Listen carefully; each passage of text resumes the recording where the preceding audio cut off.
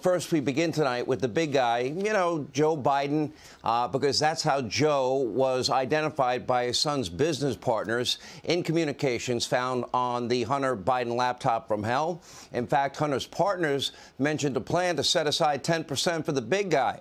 Now, these emails referenced by the Wall Street Journal and the New York Post and the Washington Post and New York Magazine and almost every other outlet in the country in America reveal a highly unethical get-rich-quick scheme where the Biden family collected millions of dollars from sketchy foreign nationals all over the world using Hunter, who had pretty much zero experience, to lead the way.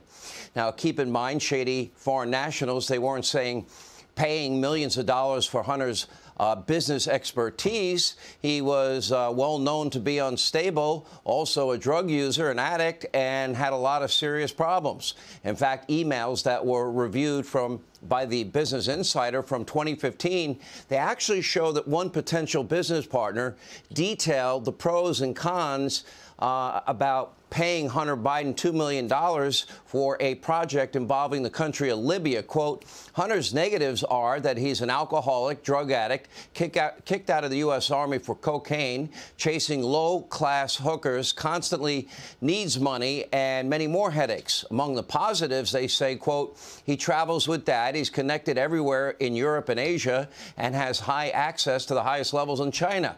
In my view, Hunter wasn't selling experience. He didn't have expertise. He was, by every objective measure, selling nothing but access. And he had zero experience, according to emails on his own laptop. And the big guy was going to get his cut. And by the way, he complained bitterly about paying Pops about half his income. We're talking about a lot of money here for Pops. Anyway, a report from the Senate Homeland Security Committee details multi-million-dollar deals with the former First Lady of Moscow, a Ukrainian oil and gas giant, and even that $1 billion that became a $1.5 billion deal with the Bank of China.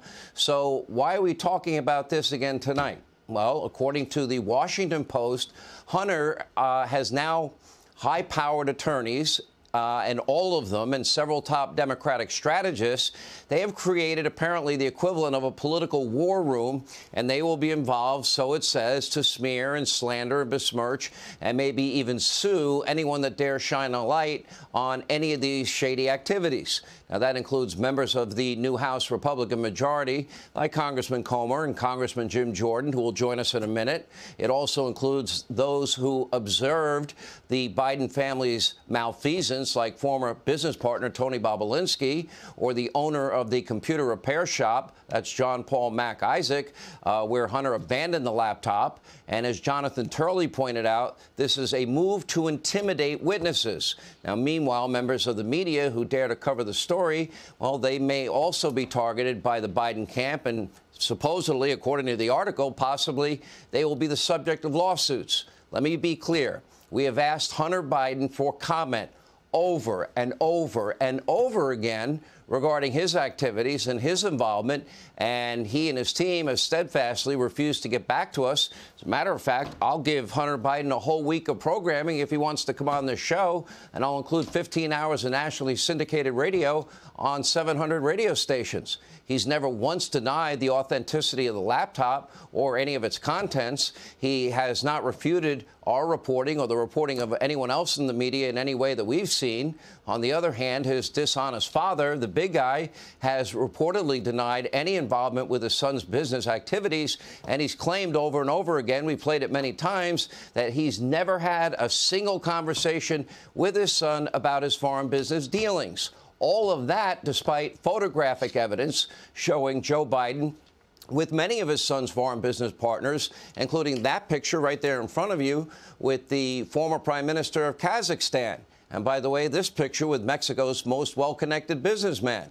And this picture of Joe and Hunter golfing with a board member from Burisma, the Ukrainian oil and gas giant that paid Hunter Biden millions of dollars. Remember, he went on Good Morning America Any experience in oil? No. Gas? No. Energy? No. Ukraine? No. Why were you being paid millions of dollars? I don't know.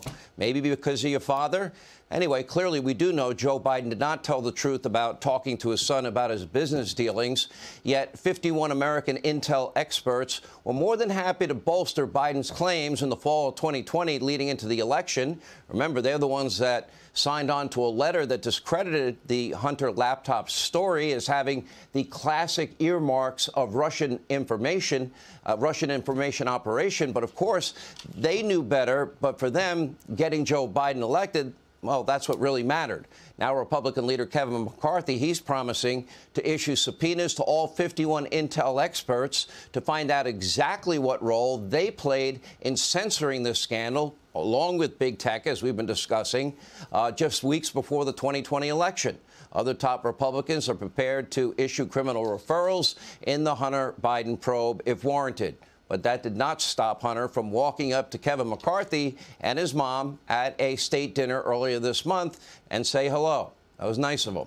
Despite a federal criminal investigation, a forthcoming House investigation, and the legitimate claims about public corruption, Hunter is always popping up at official White House events. And this is because Hunter and the entire Biden family believe that they're untouchable. They think that they are above the law, and now they are flaunting it, or at least that's how they are trying to come across in public. In reality, the Biden camp seems rattled. Hunter's legal team is reportedly in a state of disarray, and their new political war room reeks of desperation. As the liberal media likes to say, are the walls now closing in?